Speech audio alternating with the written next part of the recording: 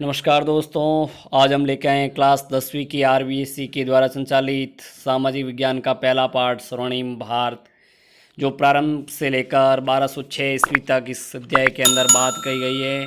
और आज हम ये महाजनपद के बारे में चर्चा करेंगे। तो दोस्तों, इसे लाइक शेयर सब्सक्राइब अवश्य करें, आगे से आगे भेजें जो हर हेलो दोस्तों, नमस्कार, शुभ प्रभात। देखिए, आज क्लास 10वीं की जो सामाजिक विज्ञान है उसका जो पहला पाठ है वो पढ़ेंगे। ये आरबीएससी के द्वारा संचालित पाठ्य पुस्तक है सामाजिक विज्ञान 10वीं क्लास की। तो देखिए, सबसे पहले मैं ये कह रहा हूँ आपको कि ये चैनल है, इसको आप सब्सक्राइब करें, शेयर करें और लाइक करें। जब आप शेयर करोगे तो हर विद्यार्थी के पास ये वीडियो आसानी से पहुंच सकता है। तो देखिए, जो हमारा अध्याय होगा वो होगा आज स्वर्णिम भारत। स्वर्णिम भारत यानी भारत के बारे में पढ़ेंगे, प्रारंभ से लगाकर 1206 ईस्वी तक। अब देखिए, इस अध्याय के अंदर अपन क्या पढ़ेंगे, जैसे महाजनपद काल कि महाजनपद क्या होता था उनके बारे में। राजस्थान के मुख्य जनपद कौन कौन से हैं, जैसे मरु है, जांगल, मत्स्य, सूरसेन एवं सिवी के बारे में पढ़ेंगे। ऐसे इस अध्याय के अंदर 16 महाजनपदों के बारे में भी बताया गया है। इनके बाद में आएगा मौर्य वंश, शुंग, शातवाहन राज्य, गुप्त, वर्धन, शोल, चालुक्य, पल्लव, फिर पाल, प्रतिहार और राष्ट्रकूट साम्राज्य के बारे में भी इस अध्याय में अपन अध्ययन करेंगे। तीसरी बात पर आते हैं कि बाह्य आक्रमण एवं आत्मसातीकरण, हूण, शक एवं कुषाण, इनके बारे में भी इस अध्याय के अंदर अपन बात करेंगे। तो आप ये चैनल है, इस चैनल को सब्सक्राइब करें, आगे से आगे बढ़ाएं, जिससे हर विद्यार्थी के पास ये वीडियो हमारा है वो आसानी से पहुंच सकता है। तो अपन चलते हैं अपने अध्याय स्वर्णिम भारत में। तो देखिए, प्रारंभ से लगाकर 1206 ईस्वी तक इसके अंदर बात कही गई है। तो कहा गया कि भारत का जो इतिहास है, भारत का जो इतिहास एवं संस्कृति है वो अपने प्रारंभिक काल से ही गौरवशाली रही। यानी कि भारत का जो इतिहास है, संस्कृति है, वो अपने शुरुआत दौर के अंदर देखे जाए तो शुरुआती दौर में भी क्या है, प्रभावशाली और गौरवशाली रही है। देखिए, उत्खनन एवं पुरातात्विक अवशेषों के आधार पर भारतीय संस्कृति का विश्वव्यापी स्वरूप दिखाई देता है। उत्खनन शोध कार्य के द्वारा खोजी गई, पुरातत्व विभागों के द्वारा जो उत्खनन किया गया, उनके अंदर जो अवशेष मिले हैं, उन अवशेषों के आधार पर जो भारतीय संस्कृति है उसका जो विश्वव्यापी स्वरूप क्या है वो भी इसके अंदर दिखाई देता है। समुद्र पार प्रदेशों को द्वीपांतर कहा जाता है। जो समुद्र पार प्रदेश हैं उनको द्वीपांतर कहा जाता है। भाई, प्रश्न बनता है कि द्वीपांतर किसे कहा जाता है। तो जो समुद्र पार प्रदेश हैं उनको द्वीपांतर कहा जाता है। शक्तिशाली जलयानों में यात्रा करके भारतीय Brahmadesh, Shyam, Indonesia, Malaysia, Australia, फिर बोर्नियो, फिलीपींस, जापान व कोरिया तक पहुँचे और वह अपना सांस्कृतिक प्रभाव स्थापित किया। कह रहे शक्तिशाली जो जलयान हैं उनके द्वारा यात्रा करके जो भारतीय ब्रह्मदेश है, हमारा जो भारत देश है, वह देखो श्याम पहुंच गया, इंडोनेशिया, मलेशिया और ऑस्ट्रेलिया, बोर्नियो, फिलीपींस, जापान व कोरिया तक पहुंचकर अपना जो भारतीय संस्कृति है उसके प्रभाव को वहाँ पर उन्होंने स्थापित किया। फिर देखिए, कह रहे हैं सिंधु घाटी सभ्यता, वैदिक सभ्यता, रामायण एवं महाभारतकालीन सभ्यता एवं संस्कृति का काल भी भारत का स्वर्णिम काल रहा है। इस समय भी जो भारत का जो काल है वो स्वर्णिम काल रहा है। स्वर्णिम मतलब कहने का तात्पर्य सोने का, यानी कि हर तरफ खुशहाल है, किसी प्रकार की कोई समस्या नहीं थी। अब उत्तर वैदिक काल में अगर हम बात करें तो हम विभिन्न जनपदों का अस्तित्व दिखाई देता है। इस काल तक पूर्वी उत्तर प्रदेश तथा पश्चिमी बिहार में लोहे का व्यापक रूप से उपयोग किया जाने लगा। भाई, उत्तर वैदिक काल की अगर बात कही जाए तो वहाँ पर जनपदों का अस्तित्व आता है। जनपद जहाँ लोगों का निवास है, जहाँ लोग रहते हैं। तो इस काल की बात की जाए, अगर पूर्वी उत्तर प्रदेश की बात की जाए तो पश्चिम बिहार के अंदर लोहे का व्यापक रूप से उपयोग किया जाने लगा। लौह तकनीक ने लोगों के भौतिक जीवन में बड़ा परिवर्तन भी कर दिया।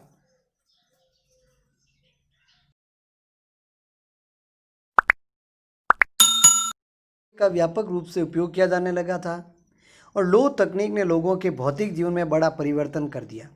जब लौह तकनीक आई तो जो लोगों का जो भौतिक जीवन था, जो जीवन चल रहा था, उस भौतिक जीवन में बड़ा परिवर्तन कर दिया। मतलब सुख संसाधनों के बारे में बात कही जा रही। इसमें समाज के जो स्थायी जीवन यापन की प्रवृत्ति सुदृढ़ हो गई।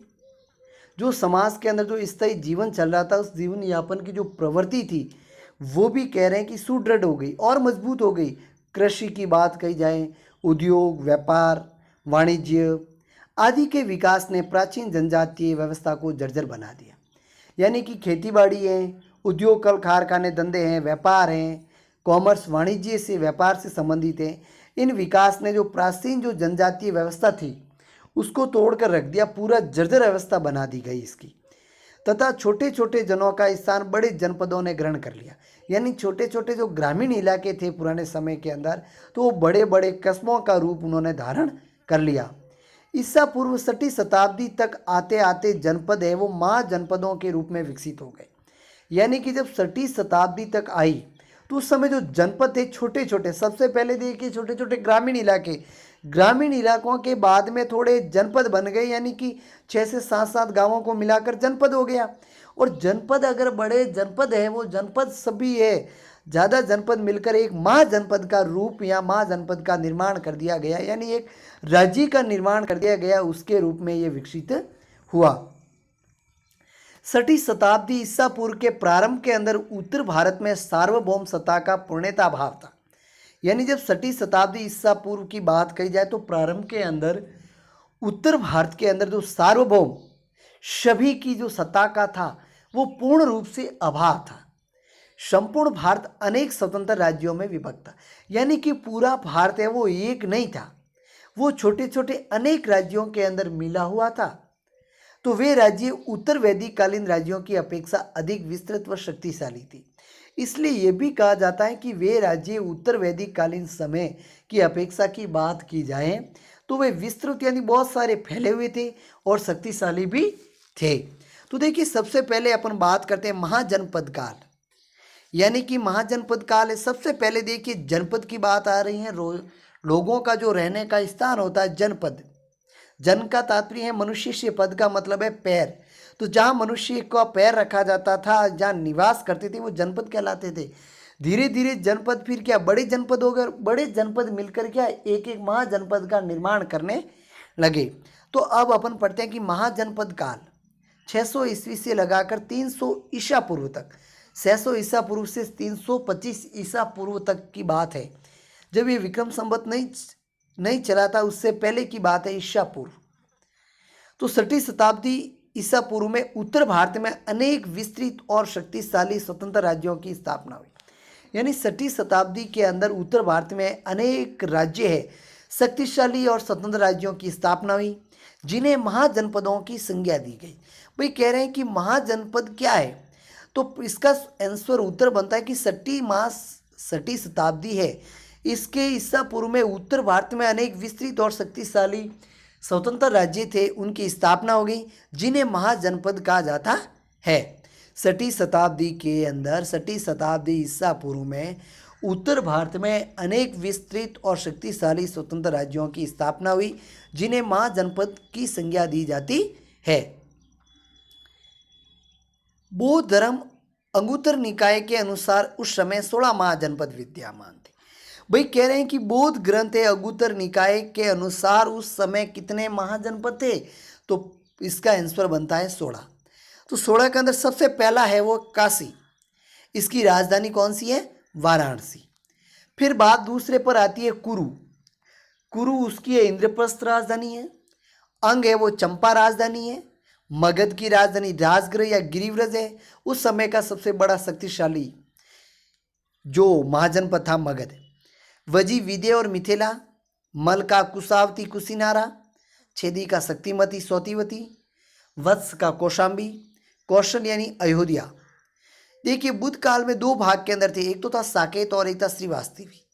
तो उत्तरी भाग की जो राजधानी थी वो साकेत थी और दक्षिण भाग की राजधानी थी वो थी श्रावस्ती।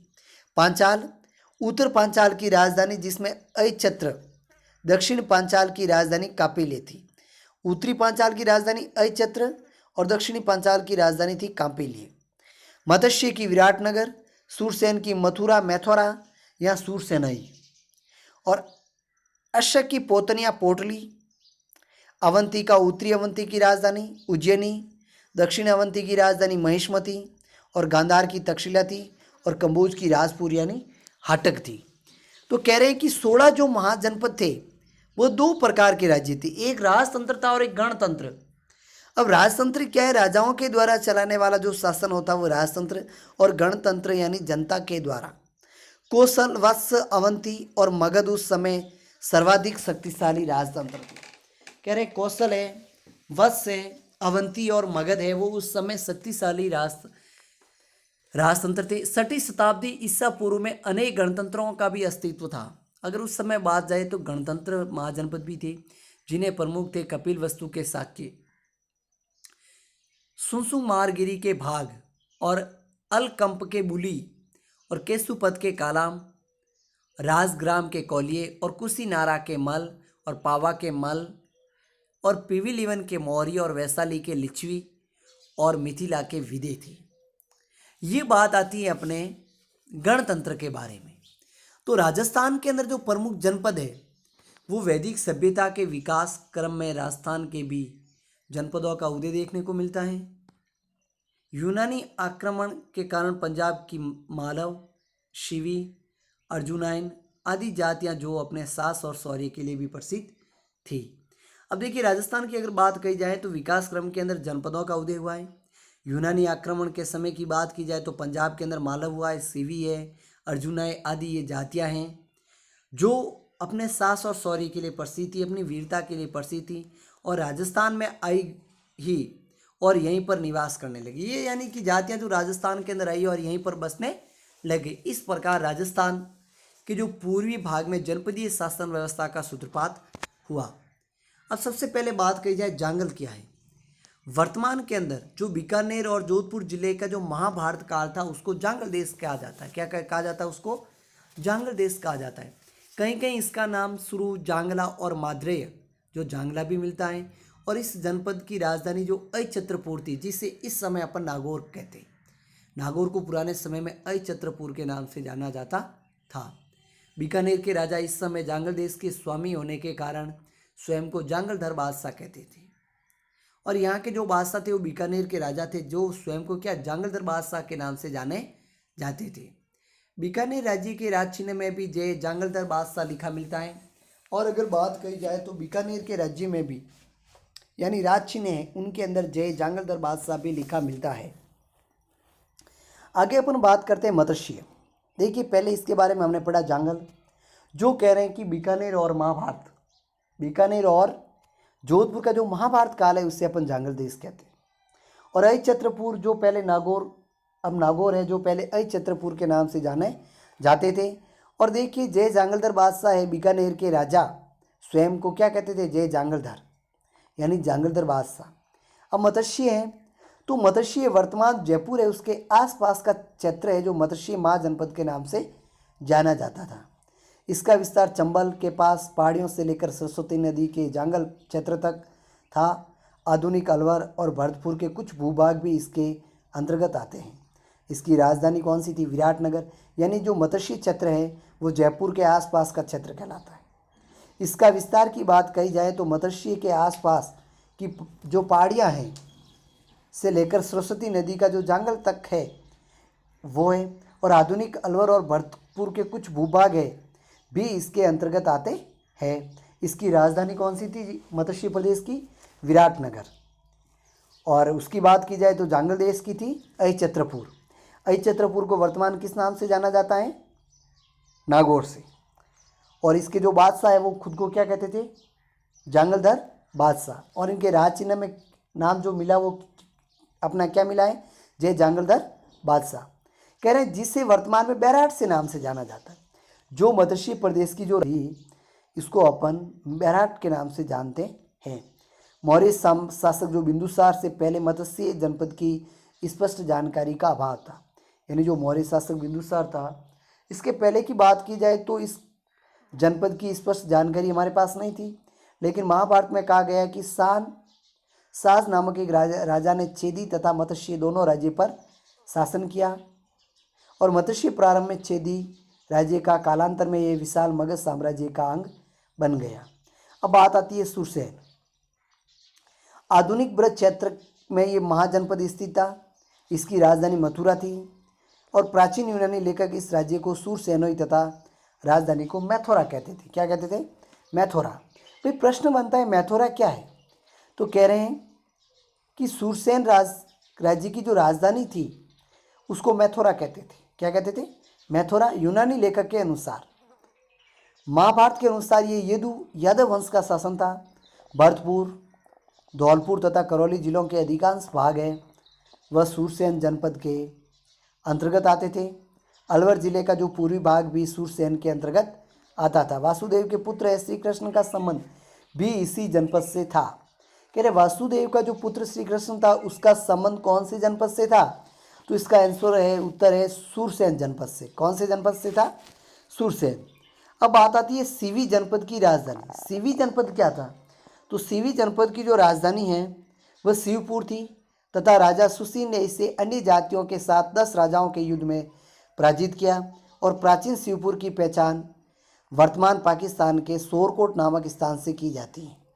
और कालांतर में दक्षिणी पंजाब की ये सीवी जाति है जो राजस्थान के मेवाड़ क्षेत्र में निवास करने लगी। फिर धीरे धीरे ये देखिए सीवी जो जाति है और राजस्थान के मेवाड़ के क्षेत्र में रहने लगी। और प्राचीन शिवपुर की पहचान अगर बात कही जाए तो वर्तमान पाकिस्तान के सोरकोट नामक स्थान से की जाती है। चित्तौड़गढ़ के आसपास स्थित जो नगरी है इस जनपद की राजधानी थी। मेवाड़ में अनेक स्थानों से सीवियों के सिक्के भी हमें मिले हैं। सिक्के भी मिले हैं, प्राप्त हुए हैं। मंदसौर के पास यानी 5 गुफाओं के लेख प्राप्त हुए हैं, जिनसे सीवी जनपद का प्रसार है पश्चिम से लेकर दक्षिण पूर्व तक होना ज्ञात होता है। यानी कि मंदसौर का जो शिलालेख मिले हैं वह शिलालेख उनके अनुसार है सीवी जनपद का प्रसार है पश्चिम से लेकर दक्षिणी पूर्वी तक ज्ञात होता है। कौन से गुहालेखों से? मंदसौर के 5 गुहालेखों से। गणतंत्रात्मक शासन प्रणाली के बावजूद इन जनपदों की राजसत्ता कुलीन परिवारों के हाथों में थी। कुलीन का तात्पर्य धनी परिवारों के हाथों में थी। इन परिवारों के प्रतिनिधि संथागार सभा के प्रमुखों के रूप में शासन की व्यवस्था करते थे। संथागार के सदस्य निर्धारित विषयों पर अपने विचार व्यक्त करते थे। यानी संथागार, इन परिवारों के जो प्रतिनिधि होते थे वो संथागार सभा, इनकी एक सभा थी जिसका नाम संथागार रखा जाता था। और इनके सदस्यों को निर्धारित विषयों पर अपने विचार व्यक्त करने पड़ते थे, जिससे अनुयु विरोध कहा जाता है। यानी प्रश्न बनता है अनुयु विरोध किसे कहा जाता? तो संथागार के सदस्य है उनको निर्धारित विषयों पर अपने विचार अभिव्यक्त करने पड़ते थे, और उसे ही हम अनुय विरोध कहते हैं। जो विषय विवादग्रस्त होते हैं उन पर मतदान कराया जाता है। वोटिंग प्रणाली होती थी, जो विवादग्रस्त होते थे उनके ऊपर मतदान में बहुरंगी सलाखाएं काम में ली जाती थी। और उसके बाद की अगर बात की जाए तो संथागार जनपदों की सबसे बड़ी संस्था थी। राज्य के नीति के आधारभूत नियमों का निर्धारण इसी सभा में होता था। और विशाल गणराज्यों के केंद्रीय संथागारों के अलावा प्रांतीय संथागार भी होते थे। और कालांतर में गुटबाजी एवं आपसी फूट के कारण धीरे धीरे इन गणराज्यों का पतन हुआ, और समकालीन राजतंत्रों की विस्तारवादी एवं नीति है वो न्यून थी रूप से उनके पतन के लिए क्या है, ये उत्तरदायी थी। तो देखिए हमने इन जो राजस्थान के अंदर जो जनपद है इनके बारे में हमने जानकारी हासिल की है। अब जो अगला जो टॉपिक होगा वो होगा मौर्य वंश। अपन मौर्य वंश के बारे में पढ़ेंगे कि मौर्य वंश क्या था।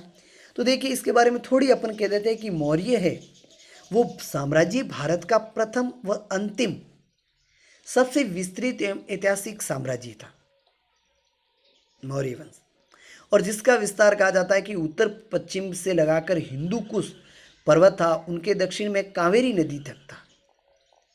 और चंद्रगुप्त ने अपने गुरु चाणक्य की सहायता से 25 वर्ष की उम्र में मगध का जो अंतिम राजा था घनानंद, उनको पराजित करके 323 ईसा पूर्व में मगध का राज्य है उसको हासिल कर मौर्य राजवंश की स्थापना की थी। और देखिए मौर्यों के बारे में राजस्थान में सर्वप्रथम जानकारी है वो मिलती है कर्णसवा अभिलेख। किससे मिलती है? कर्णसवा अभिलेख जो कोटा में इनसे मिलती है, जिसमें मौर्य राजा को धवल भी कहा जाता है। मौर्य राजा को क्या कहा जाता है? धवल भी कहा जाता है। और देखिए मौर्यों को पुराणों और ब्राह्मणों ग्रंथों में शूद्र और विशाखा दत्त द्वारा रची जो प्रथम भारतीय जासूसी उपन्यास था मुद्रा राक्षस में मौर्यों को वृषल, और जैन और बौद्ध धर्म साहित्य में तथा अशोक के शिलालेखों में मौर्य को क्षत्रिय कहा जाता था। तो देखिए इसके बाद अपन कल इसके बारे में बात करेंगे मौर्य वंश के बारे में। तो इससे पहले मैं आपको ये बता देता हूँ कि ये चैनल सिर्फ और सिर्फ शिक्षा से जुड़ने के लिए, एजुकेशन के लिए, कि हर विद्यार्थी तक ये वीडियो आसानी से पहुँच सके, इसके लिए आप इसको शेयर करें, सब्सक्राइब करें और लाइक करें और आगे से आगे इस वीडियो को भेजते रहें। जय हिंद, जय भारत, इसी आशा के साथ।